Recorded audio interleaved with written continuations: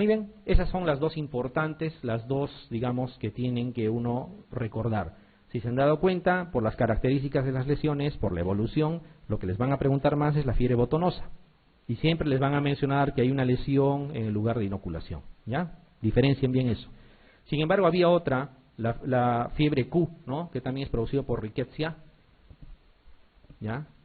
Coxiella burnetii se llama la Rickettsia, que produce la fiebre Q. Y no se transmite por garrapatas. Acuérdense que la Coxiella burnetii era una excepción siempre, ¿no? Primero, la primera excepción era que era gram positivo, a diferencia de todas las demás que son gram negativas, ¿no? Esa es una diferencia. La otra diferencia era que su patogenia, que si bien es cierto, había daño vascular, daño endotelial en todas las riquecias, en el caso de Coxiella, claro, podría darse en cierto grado, pero su patogenia es diferente. La otra excepción, de que Coxiella burnetii, a diferencia de todas las demás, no se transmite por garrapatas, no se transmite por ectoparásitos, por artrópodos. La adquisición es directa, ¿ya? Directa. Se transmite al ser humano sin vector intermediario, a eso se refiere, ¿ya?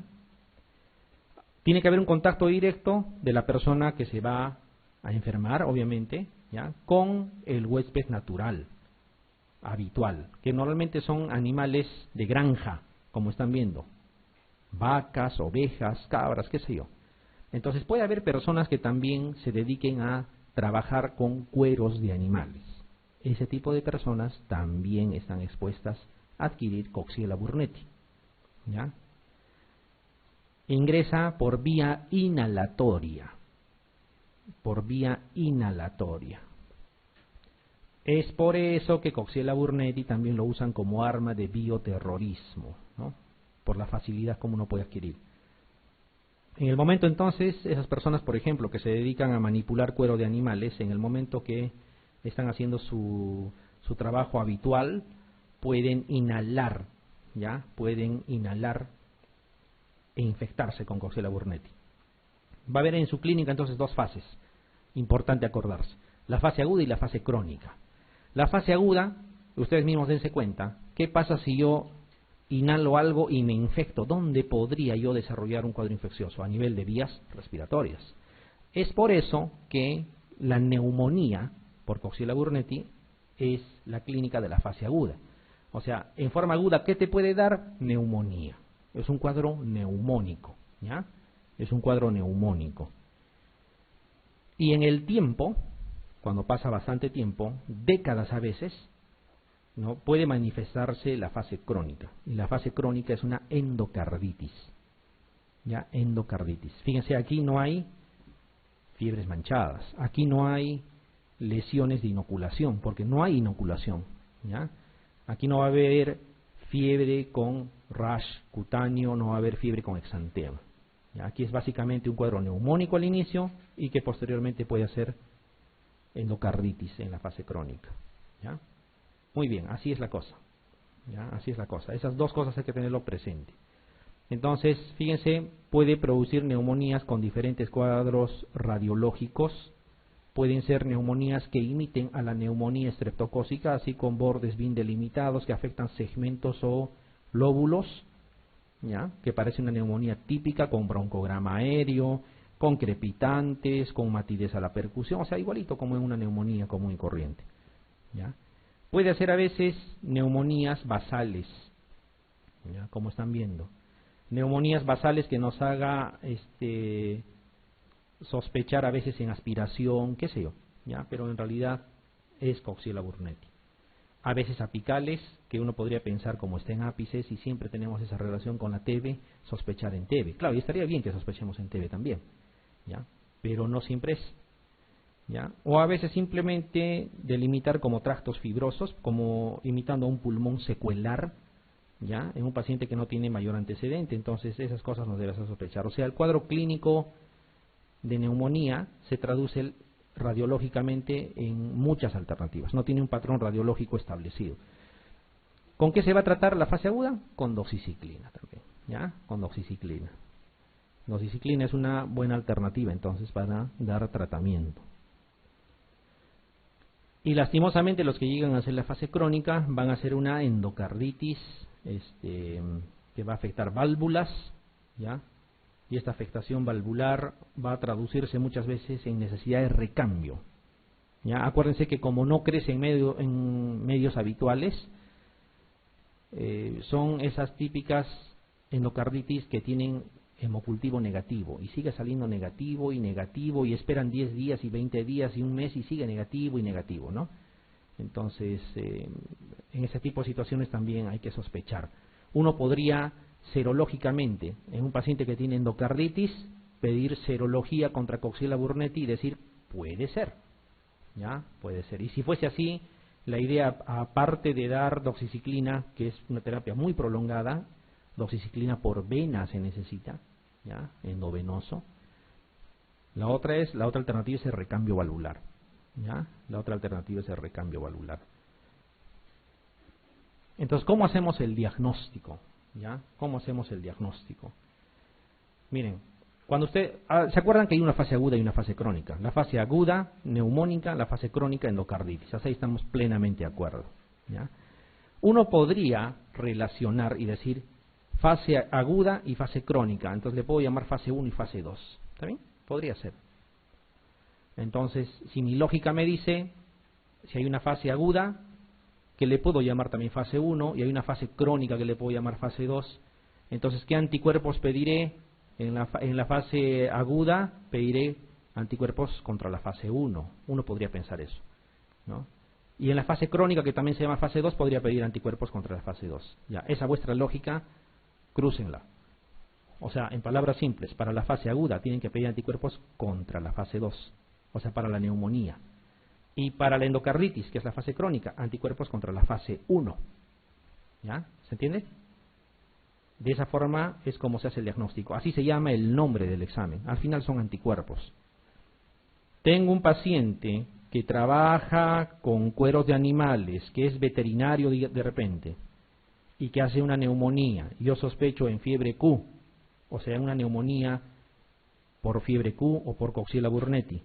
Debo de pedirle anticuerpos, ¿no es cierto? Porque radiológicamente no me va a ayudar, el cuadro clínico también es una neumonía nada más. Fase aguda, porque es una neumonía. Le debo pedir anticuerpos contra la fase 2. ¿Ya? Acuérdense de esa relación así, inversa a nuestra lógica. Y para la fase crónica, o sea, un paciente con endocarditis, con hemocultivo negativo, negativo y negativo, ¿ya? Digo, no vaya a ser que sea Coxiella burnetii, le pediré serología. Entonces, como es la fase crónica, anticuerpos contra la fase 1 en este caso. ¿Ya? ¿Se entiende?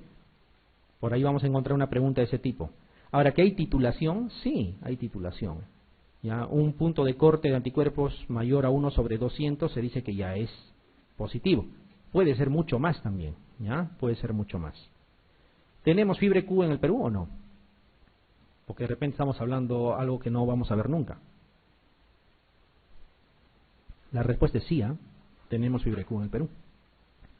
Hace ya como 4 años se hizo un estudio serológico de la presencia de riquecias, incluso cuando se pensaba que riquecias no teníamos en nuestro medio, y se determinó que había anticuerpos específicos contra Coxiella burnetii, o sea, sí tenemos en nuestro medio. Quizá no lo diagnostiquemos, pero sí tenemos. Es una manera de incentivarlos a que piensen en esa posibilidad también. Tratamiento de lesión, doxiciclina, igualito. Para la gran mayoría va a ser doxiciclina. Bien, señale la cierta respecto a la fiebre Q. Cuando nos preguntan lo genérico, ¿ya? Si vemos una alternativa muy complicada, no debe ser la respuesta normalmente. ¿Ya? Por ahí va a haber algo que nos va a decir esto. Ahí vamos a ver.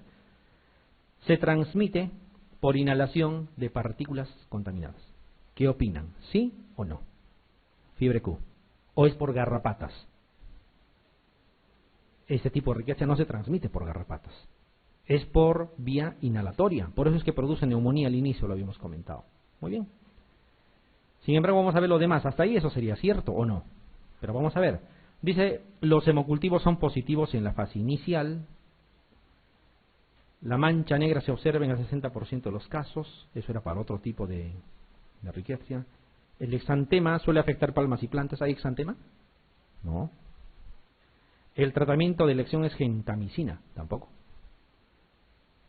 ¿Cuál les parece más cerca a lo que han leído, que se transmite por inhalación, ¿no es cierto? ¿Se entiende? Ya, entonces, todo lo que está acá obviamente no es cierto. Hemos dicho, si incluso en la fase crónica, cuando hay endocarditis, ¿cómo era el hemocultivo?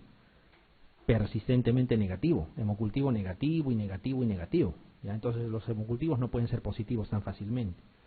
La mancha negra o esa costra o lo que quieran llamarlo es para la fiebre botonosa o mediterránea, no es para la fiebre Q. Exantema no hay. Exantema es para para las fiebres manchadas, ¿no? En el caso de la fiebre Q no. Y el tratamiento de elección es doxi. Si quieren llamarle tetraciclinas, pero no es gentamicina. A ver esta de aquí, que parece más complicada. Dice el dato diagnóstico más característico de la endocarditis por fiebre Q. Endocarditis por fiebre Q. ¿Qué fase es? ¿Crónica o aguda? Crónica, así es. Por lo tanto, debo pedirle anticuerpos contra la fase 1. Exacto. Ahí vamos. Hemocultivos positivos, dice para Coxiella burnetii. Ya hemos dicho, los hemocultivos van a ser negativos. Título de anticuerpos para antígenos de la fase 1, superior a 1/200. ¿Marcarían eso o no? Si yo estaría en el examen y encuentro esto, yo ya no lo dudo, yo marco eso de frente, ya ni miro lo demás. Pero vamos a ver qué nos dice lo demás. Visualización de formas características de Coxiella burnetii en la biopsia de válvulas cardíacas afectas. O sea, hay que biopsiar la válvula. Sería una manera de diagnóstico muy agresivo, ¿no? Imagínense biopsiar algo que tendría que producir un paro cardíaco terapéutico inicialmente con una circulación extracorpórea solo por querer biopsiar, ¿no? O sea, no sería rentable. Dice detección de antígenos de Coxiella burnetii en orina. No. Grandes vegetaciones en la válvula aórtica junto a alteraciones severas de la conducción aurículo-ventricular. El tipo de vegetación tampoco es diagnóstico. Sería fácil, ¿no? Hacemos un ecocardiograma, vemos el tipo de vegetación y decimos, es Coxiella burnetii. No. Es simple. Paciente, fíjense entonces, paciente con una neumonía, pero con un antecedente algo raro, le piden serología, anticuerpos le piden, contra la fase 2 si es neumonía.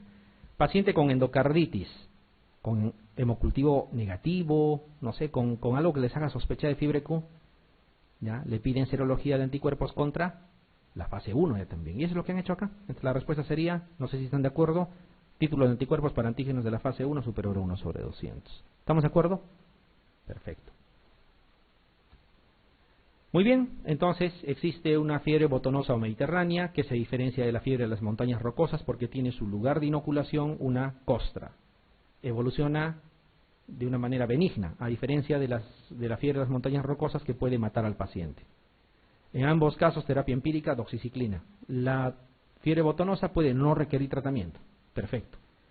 Fiebre Q, Coxiella burnetii, no se transmite por garrapata, se transmite por inhalación y por ello primero hay neumonía y en la fase crónica endocarditis. Diagnóstico con anticuerpos. Para la fase aguda, anticuerpos contra la fase 2 y para la fase crónica, anticuerpos contra la fase 1. Punto. Tratamiento hasta ahí de todito, doxiciclina. Vamos al siguiente.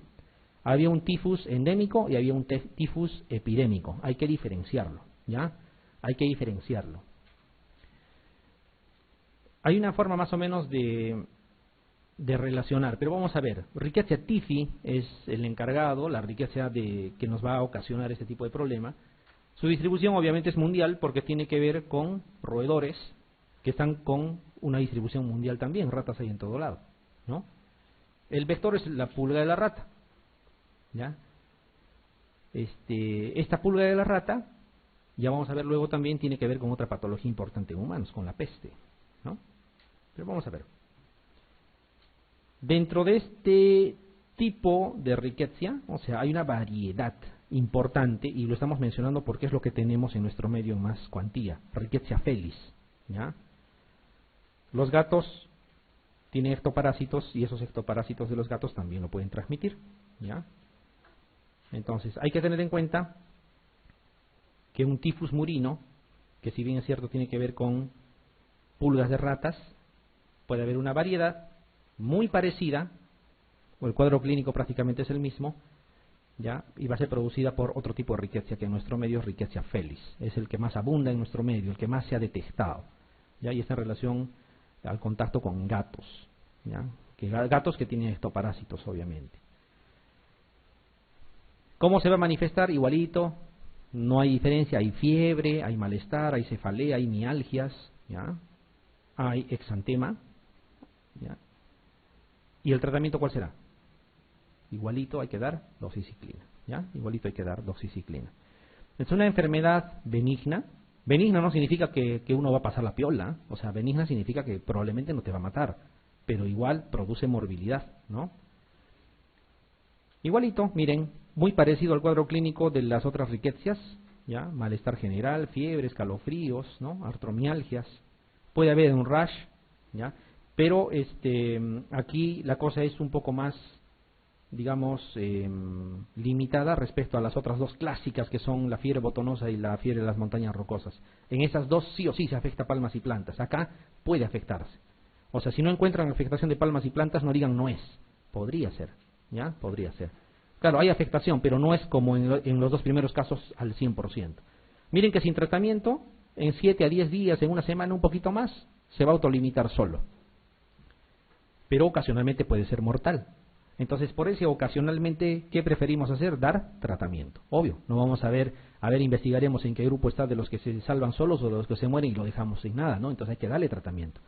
Le damos tratamiento y lo recuperamos al paciente. Las condiciones para que hagan enfermedad que puede llegar a la letalidad es el mismo que hemos visto hace un rato, o sea, edad avanzada, deficiencia de glucosa 6-fosfato deshidrogenasa, ¿no? También el sexo masculino, etcétera, o sea, muy similar para todas las riquezas. Diagnóstico, fíjense, como en los casos anteriores, si tú sospechas, comienzas el tratamiento. ¿Por qué? Porque nuevamente la confirmación serológica es tardía, ¿ya? Es tardía. Donde nada más es fácil de poder diagnosticar serológicamente en la fiebre Q, ¿no es cierto? Porque ahí sí están los anticuerpos. Y otra vez, fíjense, la fiebre Q es una excepción para las demás. Les podrían preguntar, riqueza en la cual falta exantema, fiebre Q, ¿no? O sea, todo lo que sea excepción puede ser fiebre Q, si es que ustedes lo observan. Hay varias formas de evaluar, ¿ya? Puede haber inmunofluorescencia, aglutinaciones, inmunohistoquímica, incluso biopsia, cultivo, reacción en cadena en polimerasa, pero nosotros lo que usamos es anticuerpos. Tú solicitas el dosaje de anticuerpos contra riqueza y te va a dar, ¿no? Te va a dar la titulación. Tratamiento nuevamente, doxiciclina, ¿ya? Con eso se puede prácticamente solucionar el cuadro, ¿no? Se habla incluso de dosis única, ¿ya? Una dosis única de doxiciclina. O sea, 200 miligramos de doxiciclina una sola vez y se acabó, ¿ya? Podría servir también. Pero hay uno que ya no es el tifus endémico, se llama tifus epidémico, ¿ya? Y su nombre lo dice porque está asociado justamente a desastres naturales, está asociado a situaciones de conflicto, guerras, por ejemplo, donde hay hacinamiento, y ahí donde hay hacinamiento puede haber ya no pulgas de rata, sino piojos humanos, ¿ya? Por el hacinamiento, por la falta de acceso, digamos, a situaciones como agua, por ejemplo, entonces puede ocasionar la proliferación de ese tipo de ectoparásitos. Aquí tiene que ver la Rickettsia prowazekii, el vector es el piojo humano, ¿ya? O sea, es una patología muy directa con humanos, relacionado a desastres naturales, como les digo, relacionado a conflictos bélicos, ¿ya? O a situaciones de hacinamiento en general. Las manifestaciones clínicas, sería repetirles, es más o menos lo mismo, ¿ya? Y el exantema también, que puede afectar palmas y plantas, ¿ya? Está presente. Pero donde sí debe de estar sí o sí, o podría dudar el diagnóstico, es en las dos primeras, ¿no? Acá lo demás es un poquito más variable. O sea, en los dos últimos que hemos visto, en el endémico y en el epidémico, si bien es cierto puede afectar palmas y plantas y todo lo demás, pero no es 100% mandatorio. O sea, podría en algún momento no estar. O incluso haber estado y en el momento de la evaluación ya haber habido un cambio en el aspecto, ¿no? Pero en los otros dos primeros sí. Bueno, ahí está más o menos el tipo de lesión, es un exantema. ¿Con qué podrían confundir esto cuando ven así a simple vista? Parece rubiola, ¿no? La rubiola también se ve más o menos así, ¿no? Parece rubiola. Entonces, si una persona viene con un aspecto que parece rubiola, pero saben que está viniendo o está siendo evacuado de un lugar donde está viendo o donde se está presentando, digamos, como hace algunos años el fenómeno del Niño, están viviendo en carpas, están hacinados, obviamente tengo derecho a pensar en, ¿no?, en riqueza o no. ¿Ya? Entonces así más o menos va la cosa. Entonces en este tifus epidémico, nuevamente, ¿no? Fíjense, situaciones de guerra, hacinamiento, falta de higiene. Esto es importante, porque alguna vez lo han preguntado, no sé si lo vuelvan a preguntar. Esta famosa reacción de Weil-Felix. Lo han visto, ¿no? Alguna vez en alguna pregunta. Si hay algún lugar o algún tipo de riqueza donde podría funcionar o servir de alguna manera esta reacción de Weil-Felix, ya es aquí, en esta patología, ya, en esta patología. No es 100% específico ni 100% sensible. Hay otras alternativas de diagnóstico que hoy en día se usan. La inmunofluorescencia, la serología. Prácticamente lo ha reemplazado, ¿ya? Lo ha reemplazado. Pero no vaya a ser que a alguien se le ocurra preguntar. Entonces, si les preguntan por la reacción de Weil-Felix, es tifus epidémico o exantemático. Rickettsia prowazekii, ¿ya? Tratamiento nuevamente doxiciclina. Aquí también la dosis única funciona, ¿ya? Puede resolverse también de forma espontánea. Entonces, ¿cuál es la Rickettsia que han visto que puede ser letal? De toditas las que hemos visto. La que tiene que ver con la fiebre de las montañas rocosas. Es así, si no das tratamiento, puede ser letal. Y en la Coxiella burnetis, si estás en la fase crónica, ¿no? Una endocarditis sin tratamiento también puede ser letal. Muy bien, a ver, vayamos. El diagnóstico de certeza dice, miren esa pregunta, del tifus exantemático se establece por y les dan alternativas. Si tienen estas alternativas, ¿qué cosa marcarían ustedes? Alguien diría, anticuerpos hoy en día se usa, está bien, sí, sí se usa. Pero está hablando de diagnóstico específico y digamos para eso se ha creado justamente Weil-Felix. No tendrá la sensibilidad y la especificidad que queremos probablemente, ¿ya? Pero si les preguntaran de esta forma, cosa que de verdad sería una pregunta un poquito ya pasada de moda, pero si les preguntaran, por favor marcan reacción de Weil-Felix, ¿ya? Para esta situación. Si les preguntaran.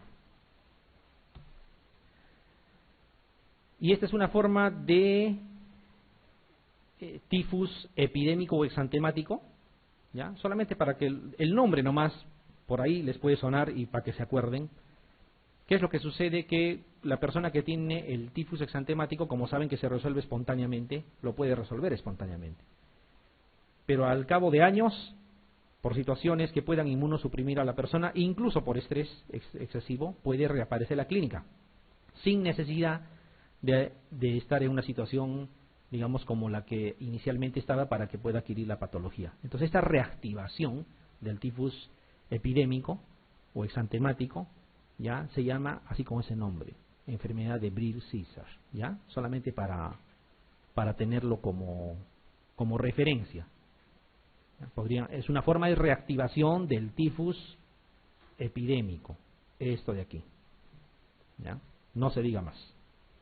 Muy bien, eso más o menos es lo que tienen que recordar de riquezas. Diferencien bien de las dos principales, montañas rocosas, fiebre botonosa, la lesión típica, que es en fiebre botonosa, no mata la fiebre botonosa, la fiebre de las montañas rocosas sí. En los dos casos el tratamiento empírico de entrada es doxiciclina, ¿ya? La Coxiella burnetii, la única que no se transmite por garrapatas, por inhalación, por eso produce primero neumonía y en el tiempo produce endocarditis. En toditos doxiciclina de tratamiento. Y los dos tifus, endémico y epidémico. Endémico, pulga de rata, ¿ya? Y epidémico, piojo humano, ¿no? En el endémico, Rickettsia tifi, y en el epidémico, Rickettsia prowazekii. ¿Ya? Listo. Así más o menos es armazón. Amebas de vida libre, ¿ya? ¿Por qué se llaman amebas de vida libre? Son amebas, igualito que las amebas que hemos visto cuando hacíamos parasitología, cuando hacíamos protozoarios, así como la histolítica, también es una ameba. ¿Ya? La diferencia que estas amebas, por eso tienen el nombre de vida libre, primero que son cosmopolitas, están en cualquier lado, ¿ya? En cualquier lado, fundamentalmente en cuerpos de agua, obviamente, ¿ya? Fundamentalmente en cuerpos de agua, pero pueden vivir, como van a ver, hasta en lentes de contacto, ¿ya? Entonces están en cualquier lado, ¿ya? Son de vida libre porque no necesariamente necesitan parasitar a una persona. ¿Ya? No necesariamente necesitan parasitar. El humano rara vez se infecta con amebas de vida libre, pero lastimosamente las veces que se infecta, la mayoría de las veces es letal. ¿Ya? Casi en todas es letal.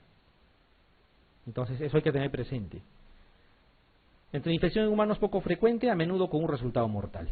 Ya, esa relación ahí. Pocas veces, pero esas pocas veces suele ser letal. Hay estos 4 géneros que se han descrito. Ya, estos 3 son los más comunes. Los 3 primeros. Naegleria fowleri, así se llama. Naegleria fowleri. Diríamos incluso que Naegleria fowleri es la más agresiva. Naegleria fowleri te infecta y con toda seguridad te va a matar. ¿Ya? Naegleria fowleri. La más común es Acanthamoeba. Y acá estamos mostrando Acanthamoeba como género. Si se dan cuenta, miren el primero, dice Naegleria, que sería el género, y Naegleria fowleri vendría a ser la especie ya. O sea, hay una sola especie de Naegleria que es importante, Naegleria fowleri. Acanthamoeba, hay varias especies de Acanthamoeba. Y como hay varias especies, ¿qué me dice la lógica? Que la mayor cantidad de veces que tenga que ver patología en humanos con amebas de vida libre, obviamente será con aquella que más especies tiene. Por lo tanto, la que más frecuentemente causa problemas es Acanthamoeba. ¿Ya? Acanthamoeba hay varias especies y produce la mayoría de las patologías. Si por ahí les ponen un nombre medio raro en el examen y le dicen cuál de las siguientes amebas de vida libre la ocasiona, y ustedes no tienen seguridad, hay que jugárselas por la más común. La más común es Acanthamoeba. ¿Ya? Luego está esta otra, Balamutia mandrilaris. La Balamutia mandrilaris también, si se dan cuenta, dentro del género Balamutia, es una sola especie. ¿Ya? Una sola especie. Estas 3 han sido las que inicialmente se han descrito por muchos años. Naegleria, Acanthamoeba y Balamutia. ¿Ya? Las 3. Esas son o eran siempre las amebas de vida libre. Pero hay un solo caso en humano que se ha descrito con este otro género, Sapinia. ¿Ya?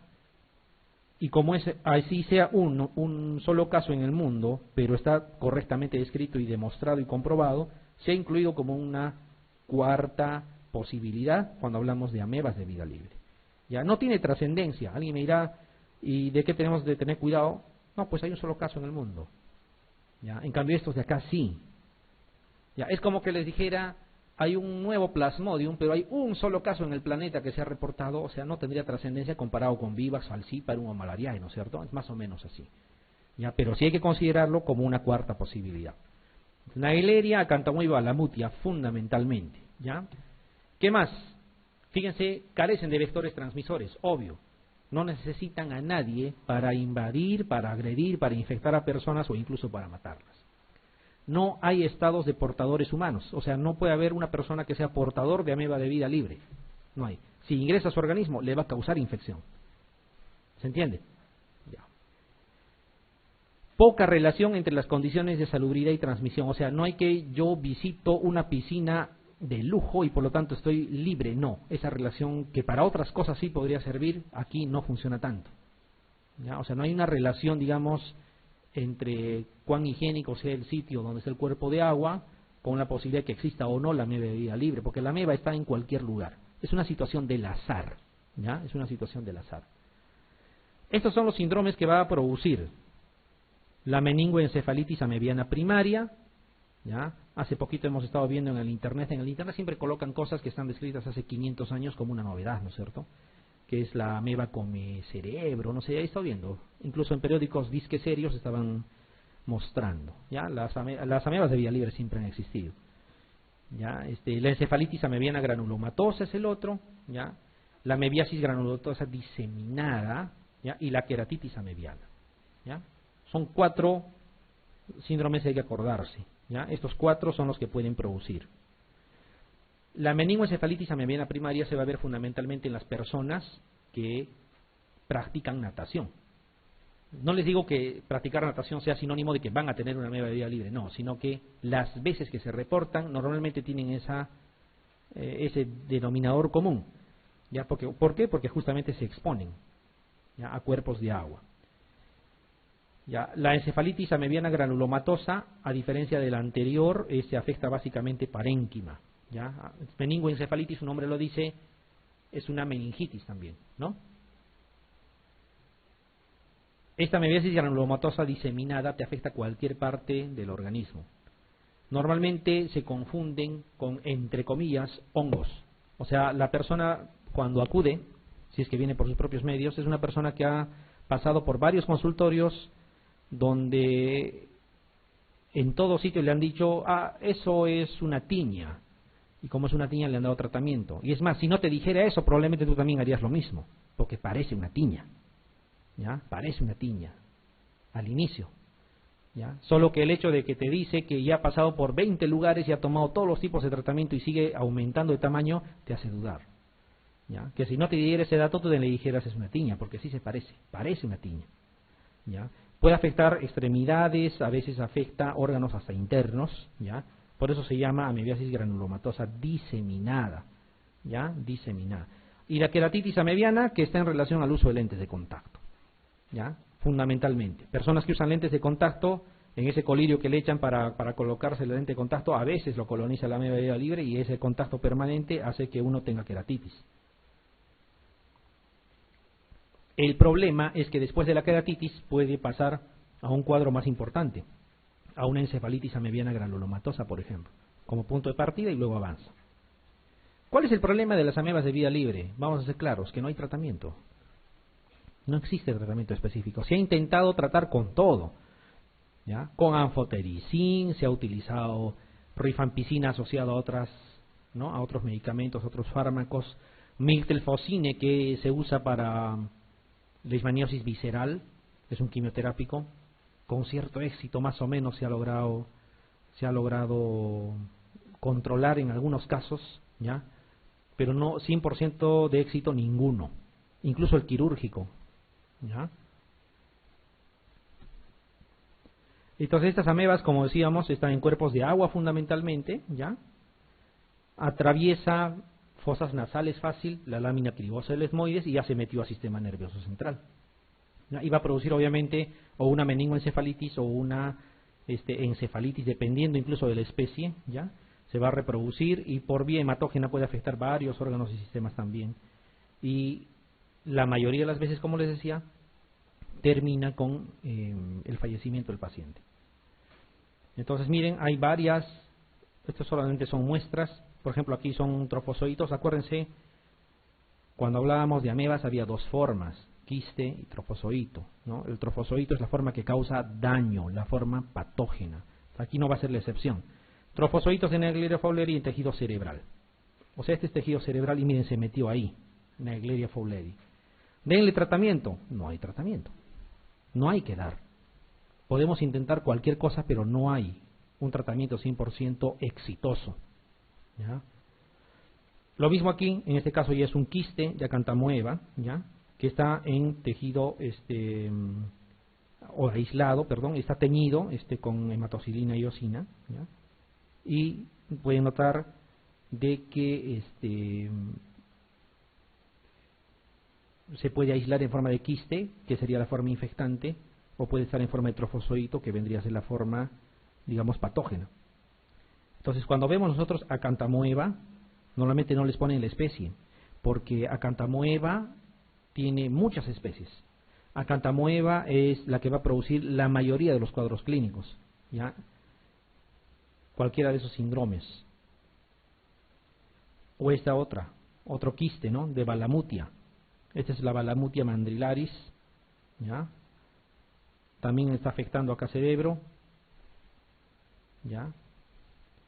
Este es parte de una amebiasis granulomatosa diseminada, ¿ya? Así ese tercer cuadro que habíamos visto. Cualquier tratamiento que se intente no va a tener mucho éxito, la mayoría de las veces. Las pocas veces que se ha visto que se ha logrado controlar es cuando ha sido uno agresivo al inicio. Y normalmente cuando uno ve una lesión limitada, digamos, en miembros inferiores y parece una tiña, difícil que diga te internas, te doy anfotericin y agregó miltelfosina y rifampicina, más difícil, ¿no es cierto? Le vamos a dar probablemente un antimicótico tópico. Ya cuando la cosa es un poco seria, recién vamos a dudar. Entonces hay una situación que siempre nos comentan. bueno, al menos a nosotros siempre nos han dicho, el infectólogo se debe a las bacterias, se debe a los microorganismos, por lo tanto, aíslalo. Y esa recomendación también les doy.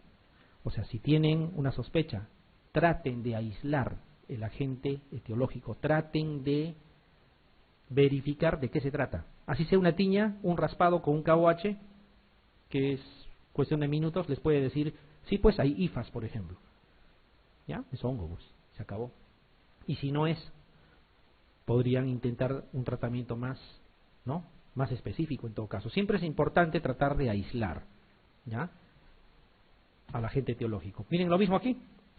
Este es el caso que les decía, ¿ya? Sapinia, solamente se ha escrito un caso en humanos. Miren esa forma de trofozoito, ¿no? Todo lo que estamos mostrando con su núcleo, ¿no? O sea, ha sido debidamente demostrado de que sí ha afectado a humanos. Entonces, hay un solo caso, pero bueno, si ya está presente, se debe considerar como una cuarta posibilidad. Bien, entonces tenemos Acantamueva, Balamutia, tenemos Naegleria y Sapinia como cuarta posibilidad. ¿Qué es esto? Una queratitis por Acantamueva. ¿Qué usó este señor probablemente? Lentes de contacto, ¿ya? Lentes de contacto. El problema es que no es tanto que se quede aquí. El problema es que de aquí pase, ¿ya? Porque ustedes saben, las células retinianas y todo eso es parte del sistema nervioso central. O sea, que pase que ingrese hacia el sistema nervioso central y produzca una encefalitis, por ejemplo. ¿Ya? Hasta ahí sería un problema mucho más serio.